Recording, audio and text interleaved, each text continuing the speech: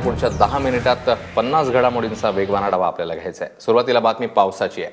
मान्सूनने तळ कोकणात वर्दी लावल्यामुळे सिंधुदुर्ग जिल्ह्यात जोरदार पावसाला सुरुवात झाली आहे। जिल्ह्यातील सावंतवाडी, कुडाळ, वेंगुर्ले भागात सकाळपासूनच पावसाच्या रिमझिम सरी आहेत। दरम्यान सिंधुदुर्गच्या वेंगुर्ल्यामध्ये हजेरी लावल्यानंतर राज्यात मान्सूनचा प्रवास सुरू झाल्याची माहिती पुणे वेधशाळेने दिली।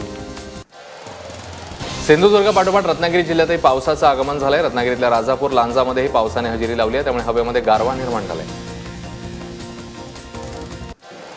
तिकडे राज्यातल्या काही परिसरात पावसाला सुरुवात झालेली असतानाच मुंबईतही रात्रीतनं पावसाने हजेरी लावली। मुंबई शहर, दक्षिण मुंबई, मध्य मुंबईसह उपनगरात देखील पावसाचा शिडकावा बघायला मिळाला।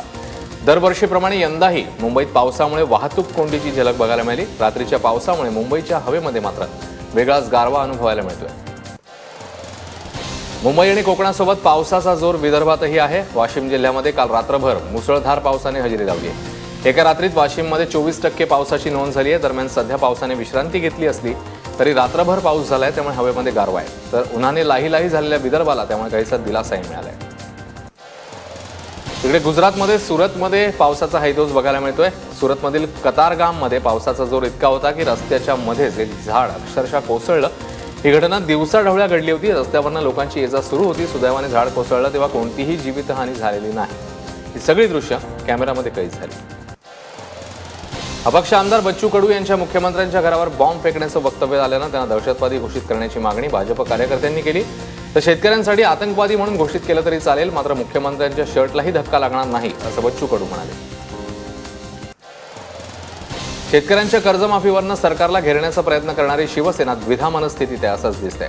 कारण 2 दिवसांआधीच शिवसेनेने शेतकऱ्यांच्या कर्जमाफीवरनं मंत्रिमंडळाच्या बैठकीवर बहिष्कार घातला। मात्र काल शिवसेनेचे मंत्री दिवाकर रावते आणि उस्मानाबादमध्ये अधिकाऱ्यांच्या बैठका त्यांनी घेतल्या आणि सरकारपासून दूर नसल्याचं दाखवून दिलं।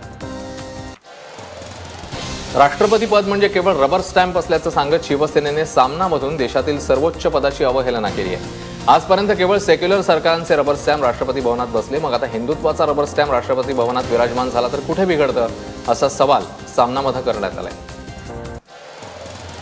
भाजप मध्यावधीला पूर्णपणे तयार असल्याचा टोला अर्थमंत्री सुधीर मुनगंटीवार यांनी शरद पवारांना लगावला। गेली काही दिवस शरद पवार मध्यावधीच्या निवडणुकांबाबत वक्तव्य करतायत, मात्र शेतकऱ्यांना कर्जमुक्ती दिली ही शिवसेनेचा सरकारला बिनशर्त पाठिंबा असल्याचंही मुनगंटीवारांनी सांगितलंय। ते अमरावतीमध्ये बोलत होते। पुणे महापालिकेचे आयुक्त कुणाल कुमार यांच्या लेखी आश्वासनानंतर फुरसुंगी ग्रामस्थांनी आपलं आंदोलन तुर्तास मागे घेतलंय। मुख्यमंत्र्यांनी दिलेल्या आश्वासनाच्या पूर्ततेसाठी 3 महिन्यांची मुदत मागण्यात आली आहे। इकडे मुख्यमंत्र्यांनी दत्तक घेतलेल्या नागपुरातील फेटरी गावात भाजप आणि काँग्रेसचे कार्यकर्ते आमने-सामने आले। शेतकऱ्यांच्या संपूर्ण कर्जमाफीसाठी काँग्रेसचं आंदोलन सुरू आहे। यावेळी मुख्यमंत्र्यांच्या समर्थनार्थ भाजप कार्यकर्त्यांनी घोषणाबाजी केली आणि दोन्ही पक्षांचे कार्यकर्ते एकमेकांना भिडले।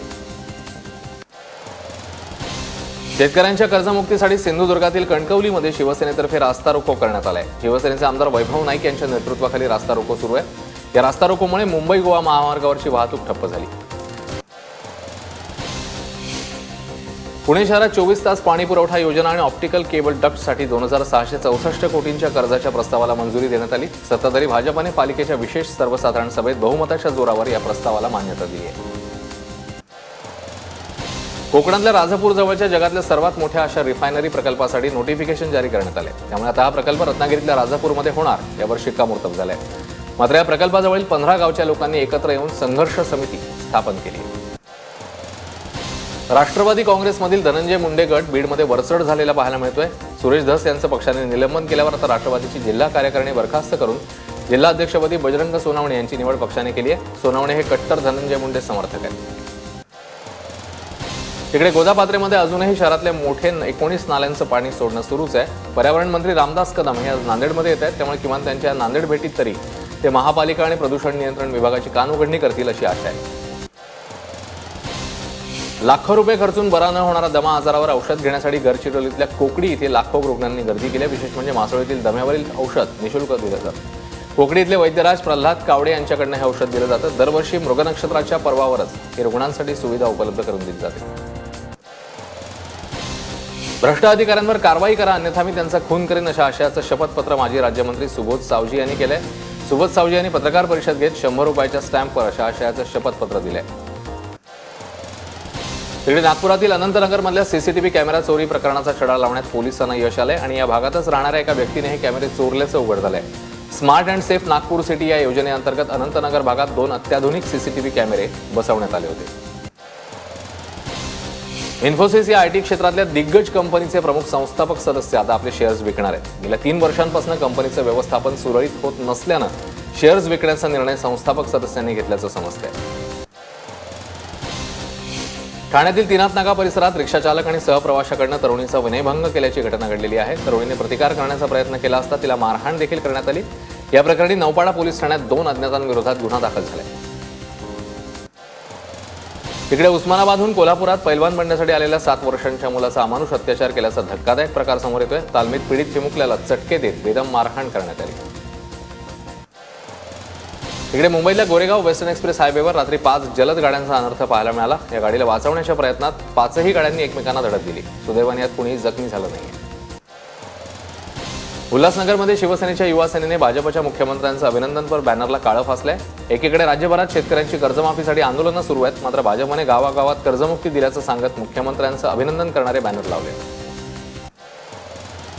कल्याणमध्ये आंदोलनाआधीच पोलिसांनी काँग्रेस कार्यकर्त्यांची धरपकड करायला सुरुवात केली. राहुल गांधींच्या अटकेच्या निषेधार्थ काँग्रेस कार्यकर्ते आंदोलन करणार होते, पण आंदोलनाची कुणकुण लागताच कार्यकर्त्यांवर प्रतिबंधात्मक कारवाई केल्याची माहिती पोलिसांनी दिली.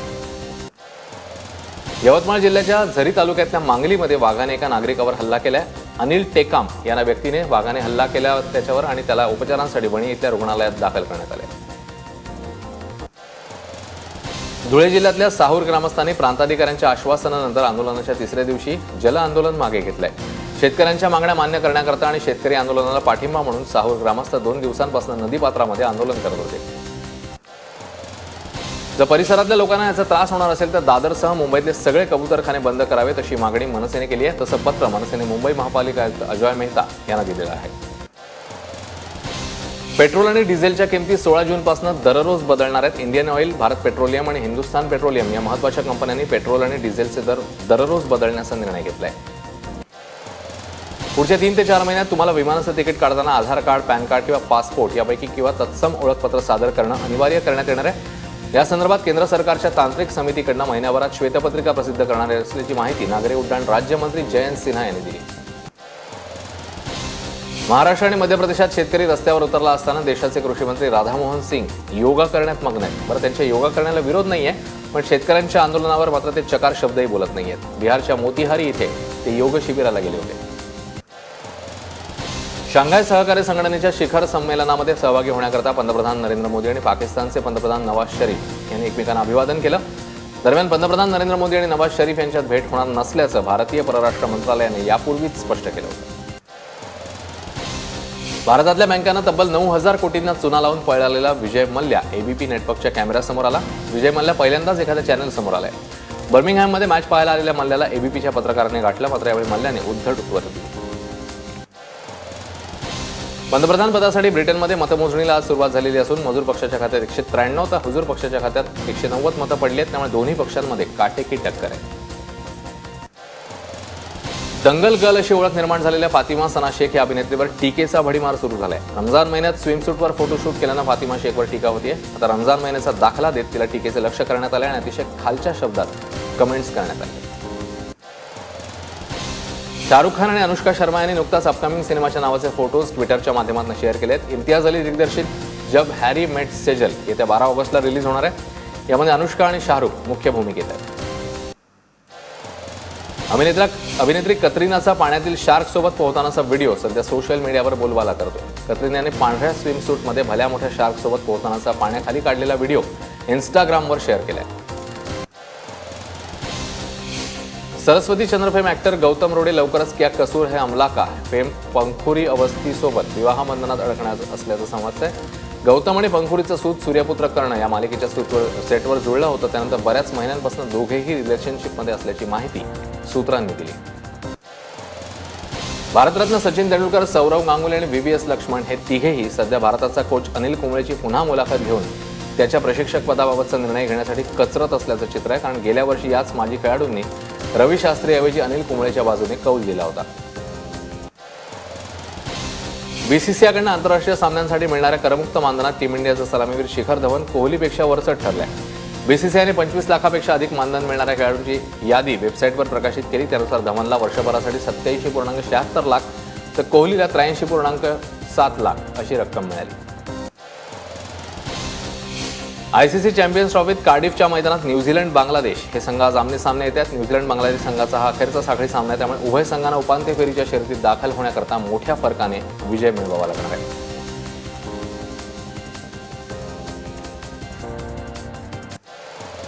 पाकिस्तानने बुधवारी दक्षिण आफ्रिकेला 19 धावांनी हरवण्याचा पराक्रम गाजवलाय. पावसाच्या व्यत्ययामुळे सामन्याचा निकाल डकवर्थ लुईस पद्धतीने लावण्यात आला असला तरी पाकिस्तानी गोलंदाजांनी दक्षिण आफ्रिकेला 50 षटकात 8 बाद 219 मध्ये रोखलेलं होतं.